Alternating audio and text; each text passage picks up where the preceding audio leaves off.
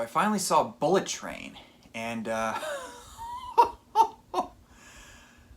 me tell you, this was pure insanity to the core, to the bone. Bullet Train's brought to us by David Licht, I believe, starring Brad Pitt, Aaron Taylor Johnson, Brian Tyree Henry, Sandra Bullock, and a bunch of other people.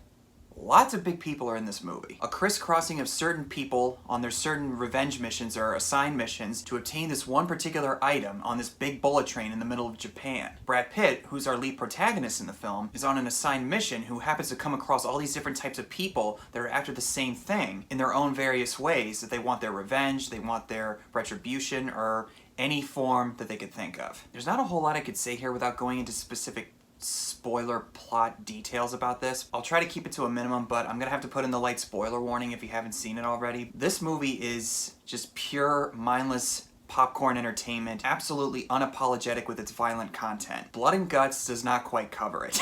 The amount of stuff that they throw in here, that you would think that it was a Guy Ritchie movie, with its quick-cut editing and its high energetic ferocity. It's not Guy Ritchie, but you would never think that otherwise if you're a big fan of film like I am. And despite the plot being a fairly predictable thing on my end, I had an absolute blast with this one. Seeing Brad Pitt, who is one of my all-time favorite actors, playing a character that is not the typical leading action star. He almost comes off as very pacifistic and wants to have some kind of a reformed life, and believes that everything that happens to him is a string of bad luck and nothing goes right for him, yet somehow he manages to get out of these situations by the skin of his teeth miraculously. When he fights against that one assassin that they call the Hornet, and she injects him with anti-venom, and then he later gets bitten by a snake that gets loose on the train, you would think for a second that he actually is going to die from the snake venom, but no, he had the anti-venom placed into him earlier, so he's all scot-free. Brad Pitt always manages to inject a huge amount of humor into his roles that he plays, one way or another. Similar to Leonardo DiCaprio, he has his little quirks that he can throw around, and people say this about every actor or actress, they play the same character in every movie, but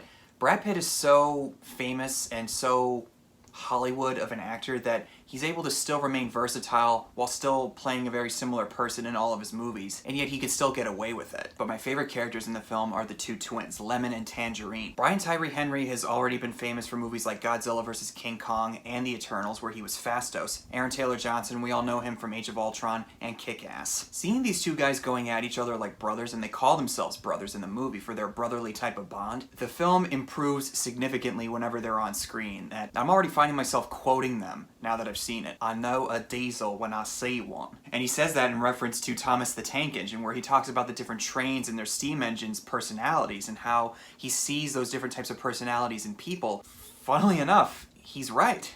Because you could apply those things in that show to how people are in real life. Now I can never watch that show the same way again if I were to ever go back to it, which I admittedly kind of do, because I liked that show when I was a kid. I grew up with that. I still remember some of the lines and some of the stories that took place. But their job is to protect this one person, played by Logan Lerman in a very small part, who's the son of this Russian gangster who's taken over this gang in Japan, while another former member of that gang, played by the same actor who was in The Last Samurai and the beginning of Mortal Kombat, last year's Mortal Kombat. He was also the one criminal in Avengers Endgame that Hawkeye killed with the sword. He's on a revenge path of sorts against this gangster, who's later revealed to be played by Michael Shannon, and this young lady who turns out to be the sister of Logan Lerman's character and the daughter of Michael Shannon. And she was actually the young version of Talia al Ghul in Dark Knight Rises, the one that we see climb out of the prison pit. And for her to be all seemingly innocent and unassuming, if you didn't know her intentions otherwise, she had me fooled a few times, without all the proper context. And the movie is so unapologetic with its showing of the different texts of the people's names, like the Wolf,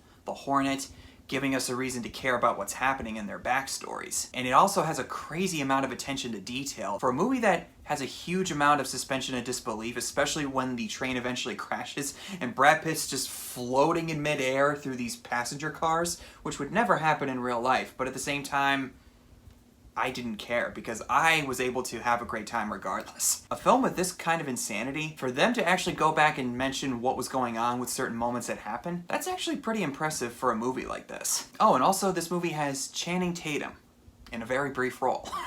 I actually thought that he was the Hornet assassin, but then it turns out it wasn't, because he was just so unassuming and very innocent that I thought, wait a minute, he's not showing up anywhere else. I bet you he's the main antagonist, and he wasn't. He had his moments, though. I'm not the biggest fan of Channing Tatum, but when he's good, he's good. That's all I'll say. Bullet Train is really the kind of movie that you go to just turn off your brain and have a good time with it. Is it a great movie? No, I wouldn't go that far, but I had a really good time with it. And if you're looking for something to just pass the time and just take a break from all the craziness that's going on in your life, this is the movie for you. And there is no doubt in my mind that I'll be picking up the Blu-ray copy when it's released. Those are my quick general thoughts on Bullet Train. Thank you guys so much for watching. And in case you guys forgot, this is the item from MoviePalette.com where they sent me a portrait of these different color frames from each movie, particularly Spider-Man 2. I did a sponsorship in one of my previous videos. I'll put the discount code in the description below if you'd like to. There's no pressure, but it would really help my channel out if you guys are interested. Just use the discount code in the description and the instructions will go on from there. Thanks again guys for watching. Hope you're having a great summer and I'll see you in the next one.